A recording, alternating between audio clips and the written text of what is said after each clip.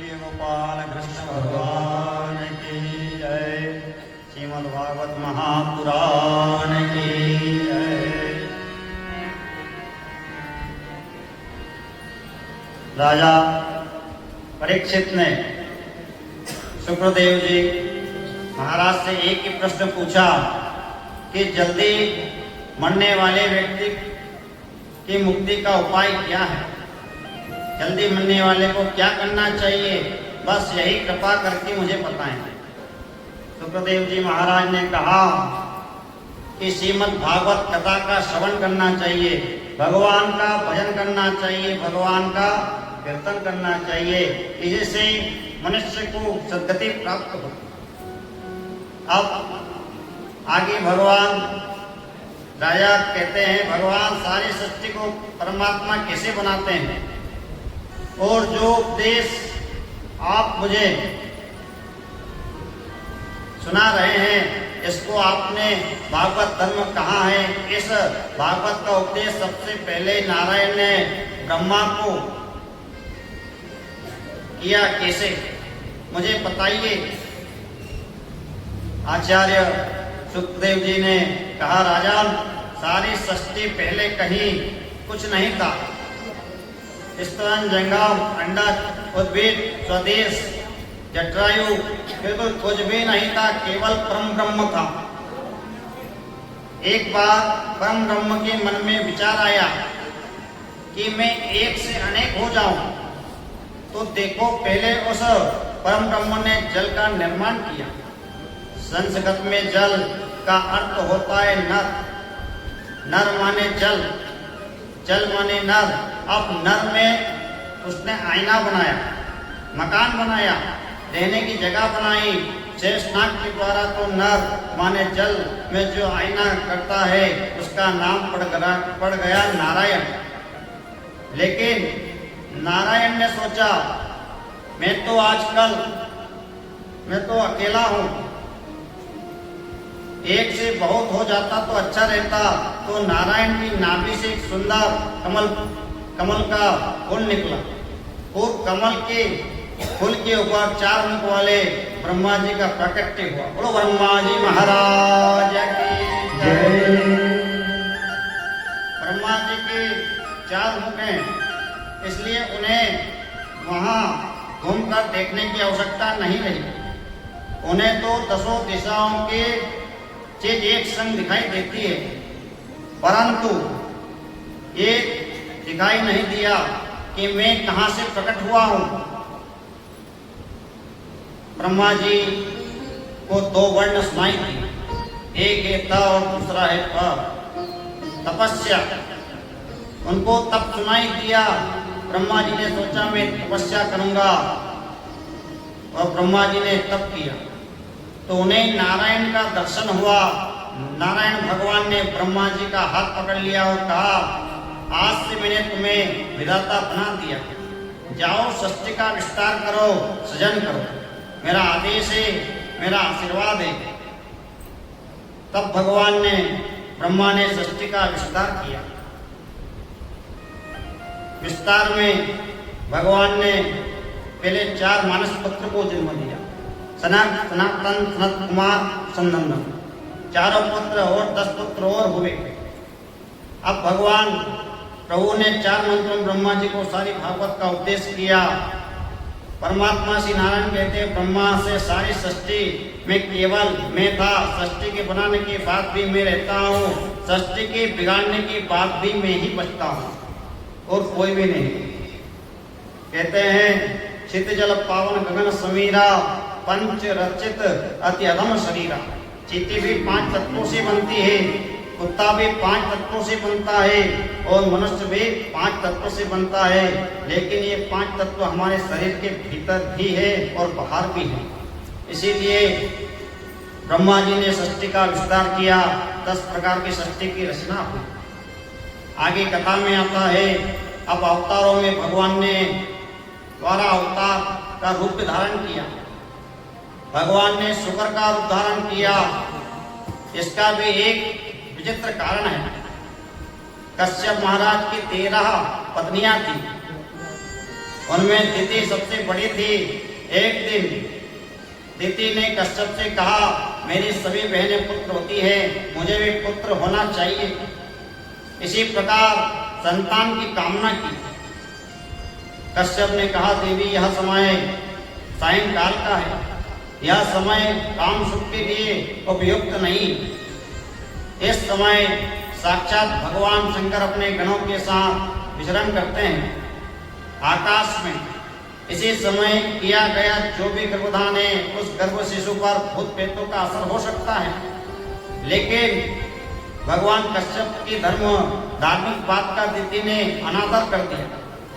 कश्यप भी दिति के दुराग्रह के आगे झुक गए और श्राप दे दिया, तुम्हें 2 पुत्र होंगे, परंतु दोनों ही दुष्ट होंगे। बोलो श्री कृष्ण चंद्र भगवान की जय। श्री कृष्ण गोविंद हरे मुरारी, हे नाथ नारायण वासुदेवा। श्री कृष्ण गोविंद हरे मुरारी, हे नाथ नारायण वासुदेवा। हे नाथ नारायण वासुदेवा।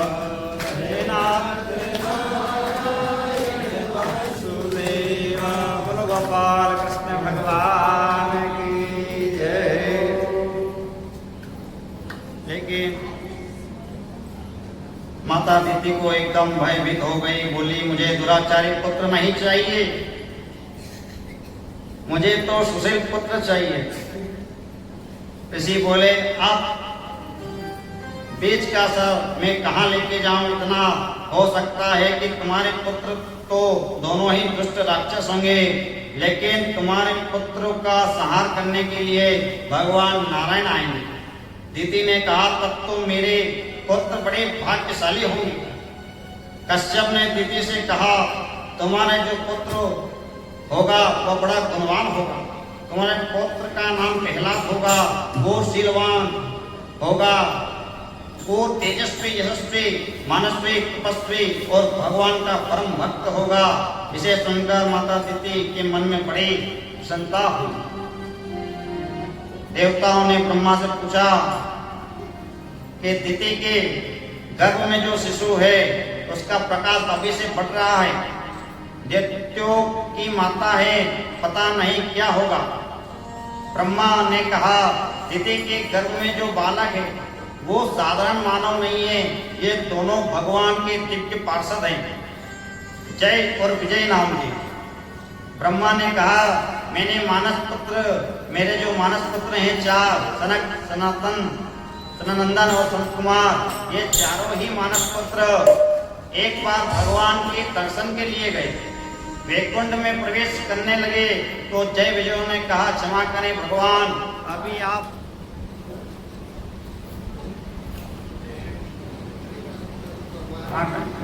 श्री कृष्ण चंद्र भगवान की जय।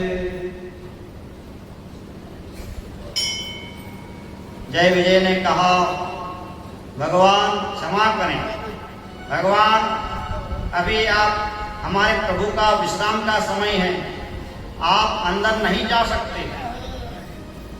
संत कुमार बोले, हमारे माता पिता से मिलने से तुम कैसे रोक सकते हो, हमें अंदर जाने दो। जय विजय को कोई दोष तो नहीं लगता, क्योंकि वो अपने कार्य को निभा कर रहे थे, उन्होंने अंदर नहीं जाने दिया। सनत कुमार को क्रोधित होकर श्राप दे दिया और कहा, तुम भगवान के पार्षद होकर हमें भगवान से मिलने से वंचित करते हो, जाओ तुम दोनों राक्षस हो जाओ। जय विजय चरणों में गिरकर क्षमा याचना करने लगे, हम आपको पहचान नहीं पाए, राक्षस बन जाएंगे तो बड़ी तकलीफ भोगनी होगी। संत कुमार ने कहा, दैत्य तो तुम दोनों बनोगे, लेकिन 3 जन्मों के बाद तुम्हें मोक्ष मिल जाएगा। संत कुमारों के मन में बड़ी ग्लानि हुई, हमने क्रोध में ये क्या कर दिया। क्रोध का परिणाम ये हुआ कि संत कुमार को अंदर प्रवेश न मिला। भगवान ने स्वयं आकर द्वार पर दर्शन दिए। संत कुमार बोले, हमसे अपराध हुआ है, जो तपस्या का संचार किया हुआ फल था सब नष्ट हो गया। प्रभु हमें क्षमा कीजिए। बहुत प्रार्थना की। अब बद्रिका वन में चले गए, वहां जाकर अपना तपस्या करने लगे। वे दोनों ही पार्षद जय विजय माता दिति के गर्भ में बालक बनकर आए हैं। दोनों का जन्म हुआ, एक का नाम हिरणाक्ष हो और एक का हिरणाक्ष रखा गया। हिरणाक्ष बड़ा दुष्ट है। पृथ्वी पर प्रलय का समय आया, पृथ्वी समुद्र में डूब गई। देवता लोग चिंतित हो रहे थे कि पृथ्वी को निकालकर कौन लावे। ब्रह्मा जी बैठे थे, कीर्तन करते करते ब्रह्मा जी को एक छींक आ गई। उनकी नासिका से छोटा सा सुकर का बालक निकला और समुद्र में जो पृथ्वी डूबी हुई है उसको निकालने लगा। बोलो वाराह भगवान की जय। अपने दांतों पर पृथ्वी को लेकर निकालने लगे। अब पृथ्वी के डूब जाने पर जो प्रतापी लोग हैं वो आकाश में इधर उधर विचरण करते रहते हैं। नारद जी उधर से आ रहे थे। हिरणाक्ष ने नारद जी को देखा और देखते ही पकड़ लिया और बोला कि खाली बिना ही बजाते हो या कुछ लड़ना झगड़ना भी आता है।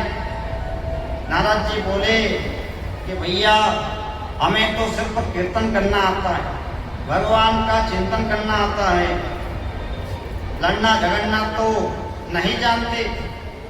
हिरणाक्ष बोला लेकिन हमसे युद्ध तुम्हें करना ही पड़ेगा क्योंकि हमारी बाजू में बहुत खुजली चल रही है, कोई लड़ने वाला नहीं मिलता। नारद ने कहा सुनो, मैं तुमसे यदि युद्ध नहीं करूं, किसी अच्छे योद्धा का नाम बता दूं तो कैसा रहे। सीधे समुद्र के किनारे जाओ, समुद्र से एक वारा यानी सुकर पृथ्वी को लेकर निकल रहा होगा, उसी को जाकर पकड़ लो, ऐसे खुजली मिटेगी तुम्हारी बाजुओं की कि जीवन में कभी खुजली होगी नहीं। हिरणाक्ष ने द्वारा भगवान को देखा, उन्हें छेड़ने लगा, लड़ने के लिए ललकारने लगा।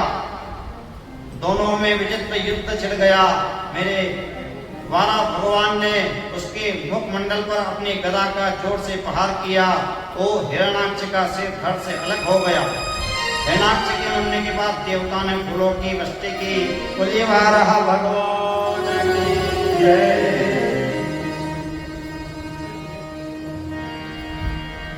रचा है सृष्टि को जिस प्रभु ने, वही ये सृष्टि चला रहे।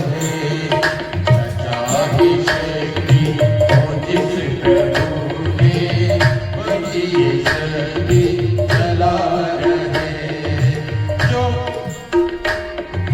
रचा है सृष्टि को जिस प्रभु ने, वही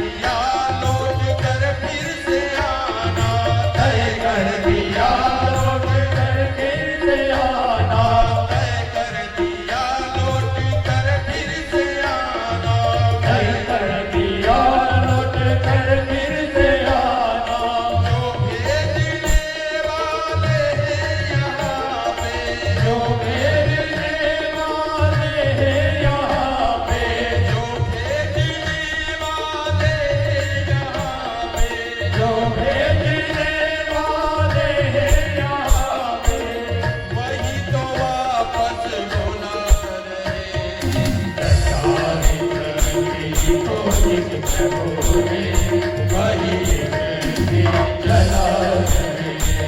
रक्षा सृष्टि को जिस प्रभु ने वही सृष्टि चला करे। जो मेरी पहले हमने लगाया, जो मेरी पहले हमने लगाया, जो मेरी पहले हमने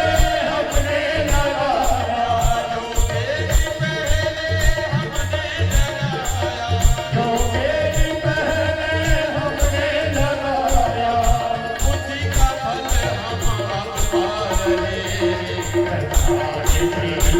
को जिस प्रभु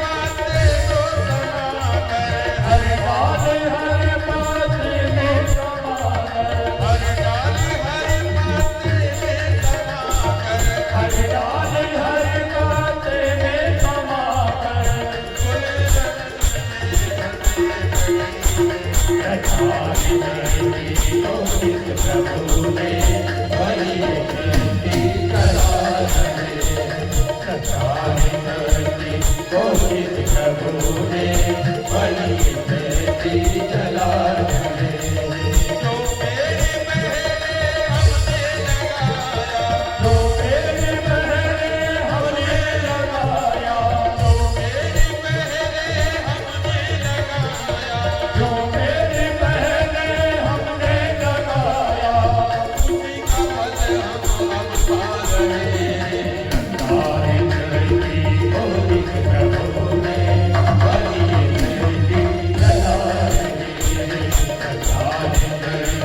को जिस प्रभु ने वही सृष्टि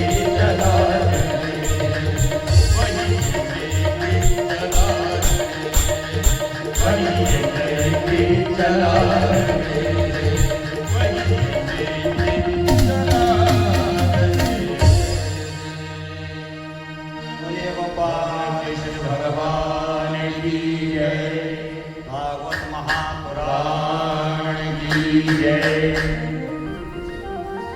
अब भगवान द्वारा ने पृथ्वी की पुनः वापस से स्थापना की। अब ब्रह्मा जी के जितने भी पुत्र हुए सभी विरक्त हो गए। समस्त कुमारों ने तो पहले ही कह दिया कि हम विवाह नहीं करेंगे। ब्रह्मा जी के एक और पुत्र हुए, उस पुत्र का नाम कर्दम ऋषि। अब कर्दम ने अपने पिता ब्रह्मा से कहा कि मैं विवाह नहीं करूंगा, मुझे भजन करना है, मैं घर नहीं रह सकता, मैं तपस्या करूंगा। कर्दम जी वन में चले गए, वहां जाकर बहुत तपस्या की। तपस्या करते करते बूढ़े हो गए, वृद्ध हो चले गए। कर्दम के मन में एक विचार जागा। तपस्या के दौरान उनके मन में एक विचार जागा। दुनिया के लोग विवाह करते हैं, अपनी पत्नी के साथ प्यार करते हैं, हमें देखो हम यहाँ जंगल में अकेले पड़े हैं, हमें भी विवाह करेंगे, हम भी विवाह करेंगे, किसी परम सुंदरी नारी से हमारा विवाह हो जाए। कर्दम ने मन में ऐसा संकल्प लिया। भगवान मुस्कुराए। कर्दम जी ने ये संकल्प लेकर तपस्या शुरू कर दी कि हमारा विवाह किसी परम सुंदर नारी से हो जाए। प्रभु ने सोचा कोई तपस्या करता है मुक्ति पाने को, कोई तपस्या करता है भक्ति पाने को, कोई तपस्या करता है भगवान की प्राप्ति के लिए। और इस महाराज को देखो, ये तपस्या करता है कि हमारा विवाह हो जाए। मन की गति बुद्धि बड़ी विचित्र है। मन को जितना किसी के वश की बात नहीं है, मन को जितना किसी के बस की बात नहीं है।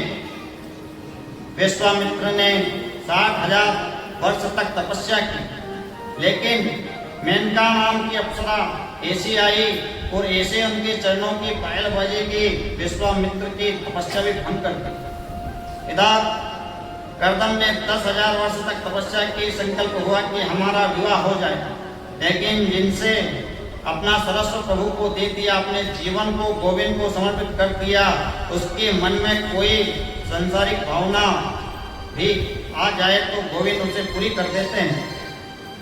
भगवान चतुर्भुज रूप में नारायण प्रकट हो गए।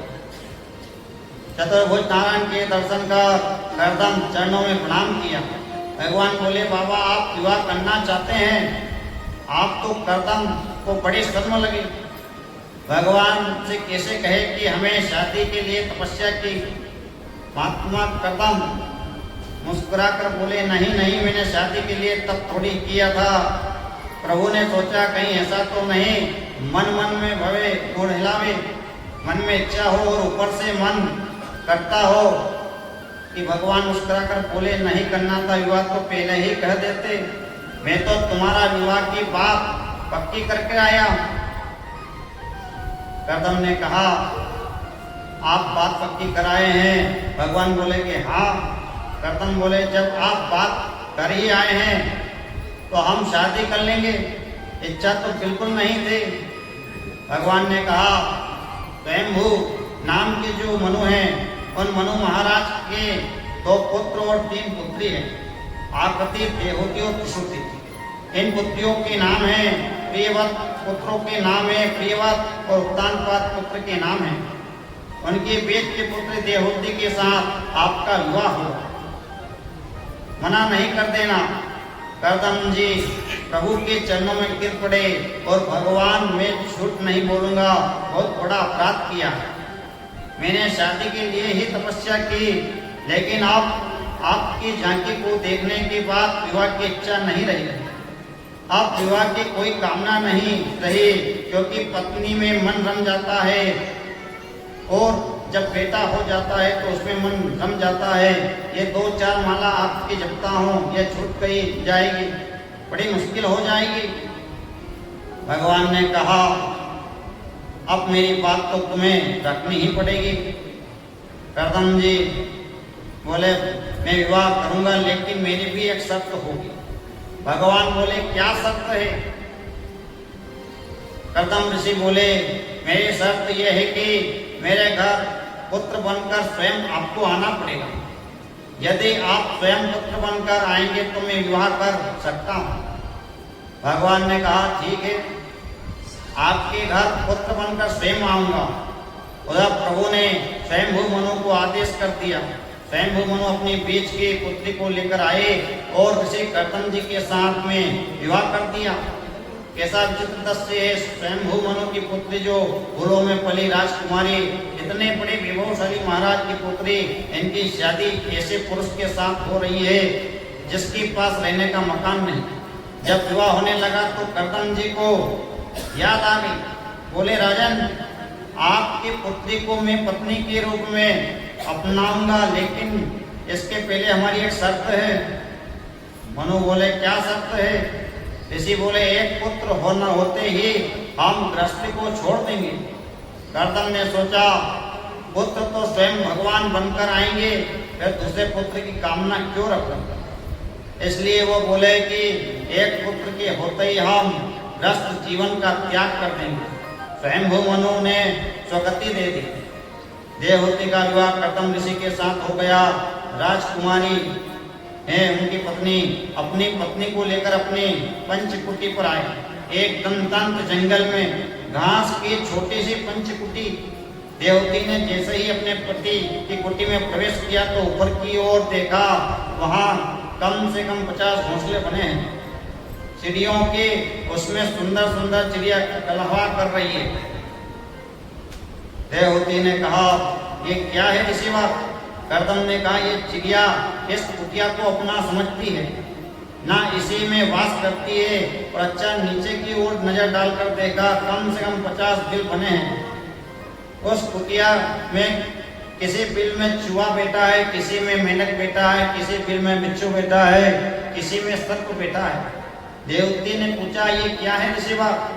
कर्दम जी बोले, देवी ये सर्प चूहे मेंढक सब इस कुटिया को अपनी ही समझते हैं, इसीलिए सब परिवार यहीं रहते हैं। देवहूति ने कहा, ऊपर सैकड़ों पक्षी इसी में रहते हैं, नीचे सैकड़ों जीव भी इसी में रहते हैं, तो फिर आप कहाँ रहते हैं स्वामी? कर्दम जी बोले, वो कोने में जो 1.5 फुट का जो आसन लगा है वही मेरी जगह है। देवहूति के नेत्र सजल हो गए। इतना बड़ा त्यागी महापुरुष, इतने बड़ा संत जो मुझे पति के रूप में मिला। देवहूति ने कुटिया की खिड़की से बाहर की ओर नजर डालकर देखा। आदृश्य से उसकी आंखें खुली रह गई। सामने झरना बह रहा है, उसके नीचे गाय, हिरण और शेर एक साथ पानी पी रहे हैं। कर्दम ऋषि की तपस्या के प्रताप से वहां के जीव जंतुओं में भी हिंसा की भावना नहीं रही। इधर बिल में सांप, मेंढक, चूहे सब एक साथ रह रहे हैं। उधर झरने में गाय, हिरण, शेर एक साथ पानी पी रहे हैं। ये संत की तपस्या का प्रताप है। कर्दम ने अपनी पत्नी से कहा, तुम्हें अच्छा लगे वैसा इस कुटिया को संवारो, मैं थोड़ा भगवान को याद कर लूं। कर्दम जैसे ही समाधि में बैठे, उनकी तो विचित्र समाधि लग गई। 40 वर्ष तक उनकी समाधि लगी रही। ऐसे 40 वर्ष तक देवहूति ने अपने पति की सेवा की। 40 वर्ष में देवहूति का शरीर वृद्ध माताओं जैसा हो गया। बुढ़िया पर गई, सिर के केस जटा के रूप में मृत हो गए। मन में आशा है कि जिस दिन मेरे पति की तपस्या पूरी होगी, उस दिन से मेरा ग्रस्त जीवन आरंभ होगा। 40 वर्ष के बाद कर्दम की समाधि जैसे ही टूटी, कर्दम ने अपनी कुटिया में किसी बुढ़िया माता को बैठे देखा और पूछा, आपका परिचय?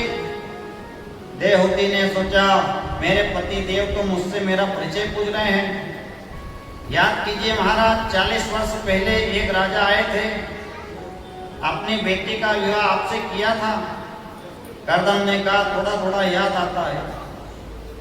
आप ही हो क्या? देवहूति बोली, जी मैं ही आपकी धर्म पत्नी हूँ। ऋषि कर्दम बड़े प्रसन्न हुए कि 40 वर्ष का समय बीत गया। इतने वर्ष तक तुम रही कहाँ? कि इसी कुटिया में रही। तुमने भोजन क्या किया देवी? कभी पत्ते खा लेती, कभी फल खा लेती। देवी तुम अपने पिता के घर क्यों नहीं गई? देवहूति बोली, पत्नी के लिए तो पति का घर ही स्वर्ग होता है, पिता का घर नहीं। महात्मा कर्दम का हृदय विदीर्ण होने लगा।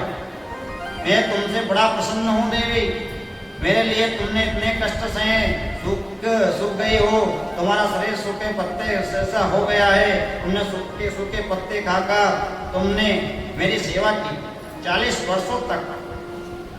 तुम मन में सोच रही होगी कैसे पुरुष से शादी की, ना रहने का ठिकाना ना खाने का ठिकाना। जरा अपनी आंखें बंद करो। देवहूति ने नेत्र बंद किए। कर्दम ने कहा, नेत्र खोलकर देखो। देवहूति ने देखा तो एक बहुत सुंदर सरोवर है और उस सरोवर के बीच में 9 मंजिल का मकान बनकर तैयार हो गया। हजारों आभूषण हो गए, सैकड़ों दास दासियां हो गए। जो वैभव देवहूति पिता के घर नहीं देखा, वो आज कर्दम के द्वार पर देख रही है और बड़ी प्रसन्न हो रही है।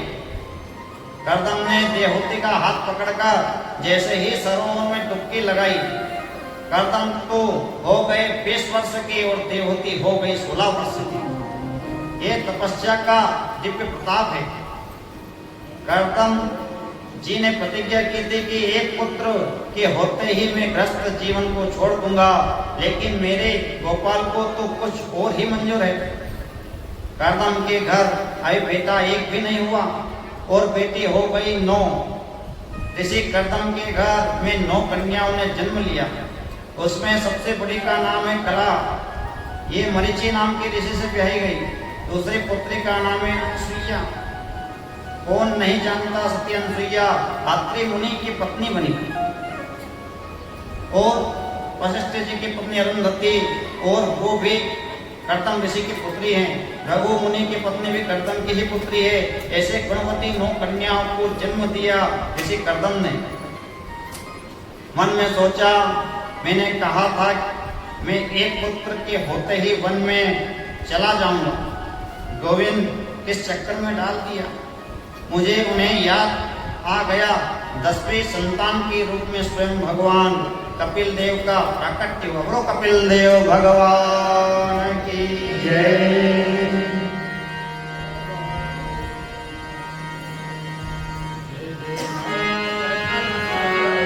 हरि हरि जय जय नारायण नारायण हरि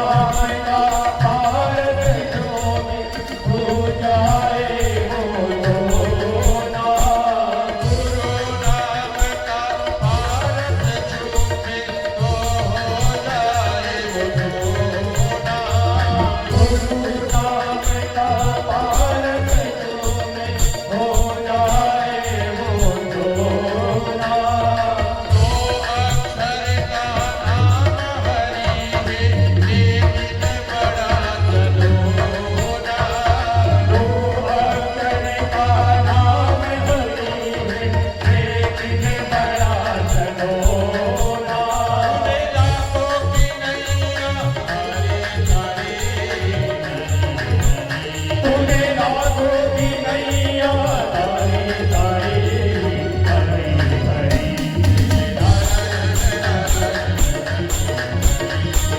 नारायण नारायण हरि हरि नारायण नारायण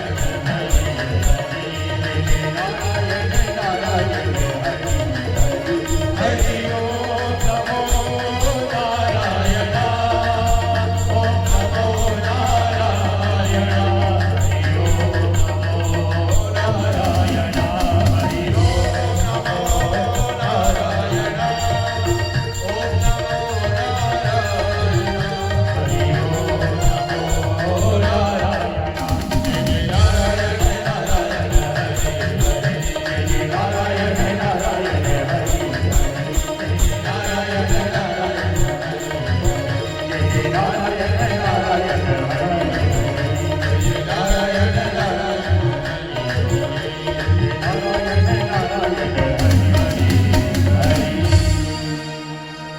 श्री कृष्णचंद्र भगवान की जय। भागवत महापुराण की जय। भगवान कपिल का प्राकट्य हुआ। अब कर्दम ऋषि भगवान कपिल को प्रणाम किया और बोले, प्रभु आप इस झांकी को हृदय में बसाकर जंगल में भजन करूंगा, मेरा संकल्प था वो पूरा हो गया। देवहूति ने मन में सोचा, मेरे घर तो स्वयं भगवान आए हैं। आज माता देवहूति ने नन्हे से कपिल देव को स्नान कराया, अपने हाथों से भगवान कपिल को वस्त्र पहनाए, मस्तक पर चंदन लगाया, माला पहनाई, एक छोटी सी व्यास धरती बनाई, उस पर कपिल महाराज को बैठा दिया। कपिल देव ने कहा, माता ये क्या कर रही है? आज क्या हो रहा है? ये उल्टी गंगा बह रही है कि माता अपने पुत्र का पूजन कर रही है। मैया ने कहा, आज तो मैं वो कर रही हूँ पुत्र जो मुझे बहुत पहले करना था। आज मुझे रोक नहीं सकते ऐसा करने से। मैया ने पूजन किया कपिल देव भगवान को बिठा के। अब कपिल देव भगवान और देवहूति का संवाद होता है। भगवान कपिल देव से माता देवहूति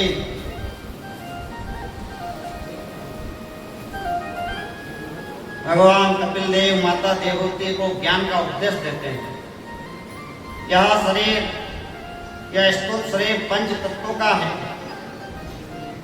पृथ्वी, जल, आकाश, वायु और अग्नि पंच तत्वों का शरीर है, सूक्ष्म शरीर है। यहाँ 17 तत्वों का होता है। पृथ्वी, हड्डी, त्वचा, मांस, नाड़ियां, रोम, जल, मूत्र, पसीना, रक्त, शुक्र, आकाश, काम, क्रोध, मोह, माया, भूख, प्यास, देखना, सुनना, पढ़ना एवं नींद आना, मन की बुद्धि, ये पंच तत्व सत्व तमस रज गुण 8 गुण है। कपिल भगवान ने माता देवहूति से कहा, माता जन्म मरण होता रहता है, कब तक? जब तक कि ज्ञान रूपी गंगा नहीं मिलती। भक्ति 9 प्रकार का उपदेश दिया भगवान कपिल देव ने। 9 भक्ति श्रवणम कीर्तनम विष्णु स्मरम पाद सेवनम अर्चनम वंदनम दस्य सांख्यात्मात्म निवेदनम। कथा का श्रवण करना चाहिए, श्रवणम, और भागवत का कीर्तन करना चाहिए, भगवान का कीर्तन करना चाहिए, भगवान का स्मरण करना चाहिए, भगवान एवं संतों के चरणों की सेवा करना चाहिए, भगवान की अर्चना करना चाहिए, भगवान की वंदना करना चाहिए और तद्भाव रहना, परमात्मा को अपना सखा मानना, परमात्मा को तन मन धन सब कुछ अर्पण करना। ये 9 प्रकार की भक्ति करने वाले ही परम वैष्णव होते। भगवान कपिल देव ने माता देवहूति को 9 भक्ति का ज्ञान उपदेश दिया। अब आगे सती चरित्र आता है। सती चरित्र की कथा आती है। प्रसूति का विवाह दक्ष प्रजापति के साथ हुआ। दक्ष प्रजापति की कन्या का नाम है सती। इन्हीं महारानी सती का विवाह भगवान शंकर के साथ हुआ। सती महारानी अनाहुत होने की बात की श्री दक्ष प्रजापति के यज्ञ मंडप में गई। जहाँ शिव ने दक्ष को प्रणाम नहीं किया, इसलिए दक्ष शिव से द्वेष मानते हैं। सती महारानी यज्ञ मंडप में गई, वहां अपने पति का अनादर देखा। बस योगिनी में अग्नि में अपने शरीर को भस्म करके नष्ट कर दिया। भगवान शंकर के गणों ने यज्ञ को विध्वंस करना चाहा, लेकिन यज्ञ के आचार्य भगो मुनि ने अभिमंत्रित जल से उन सबको भगा दिया। सती का जाने का समाचार भगवान शिव को मिला। अपनी जटा को उखाड़कर जमीन पर पटक दिया। उससे फिर भद्र नाम का एक फिर उत्पन्न हुआ, जिसने आकर यज्ञ का विध्वंस किया। दक्ष को पकड़कर उसका मस्तक अलग कर दिया। देवताओं ने भगवान शंकर से प्रार्थना की। भगवान शिव जी पधारे और दक्ष प्रजापति को बकरे का मुख लगाया, रघु आदि ऋषि को दंडित किया और यज्ञ में जैसा ही अंतिम आहुति डाली, यज्ञ में साक्षात नारायण भगवान प्रकट हो गए। भगवान नारायण की स्तुति की। शंकर जी नारायण का स्तवन करने के सती का देह को लेकर चले। जहाँ जहाँ सती के शरीर के अंग प्रत्यंग गिरते चले गए, उसी जगह एक एक प्रकार की योगिनी पीठ बन गई, जिसे हम शक्तिपीठ के नाम से जानने लगे। जहाँ तो अब आकृति, देवोद्योग, प्रसूति, ये तीनों कन्याओं के वंश का स्वयंभू राजा मनु ने 3 बेटियों के बाद जो 2 पुत्र हुए, प्रियव्रत और उत्तानपाद। अब उत्तानपाद राजा अपनी पत्नी का बहुत सम्मान करते हैं, बहुत आदर करते हैं।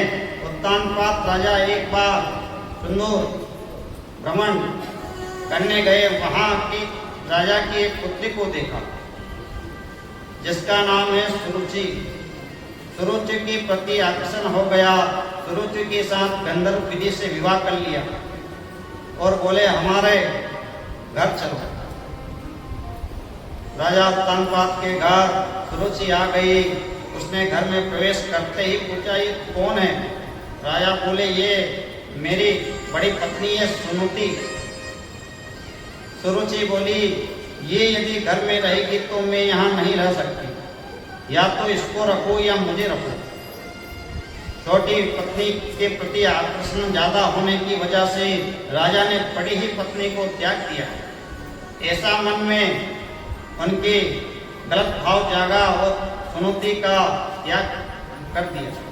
सुनुति गर्भवती थी, एक पंचकुटी में रहने लगी। वहाँ उसने एक सुंदर पुत्र को जन्म दिया। उस पुत्र का नाम है ध्रुव। ध्रुव महाराज की जय। बीता जाए रे मुख से जप ले नमः शिवाय, तेरा पल पल बीता जाए।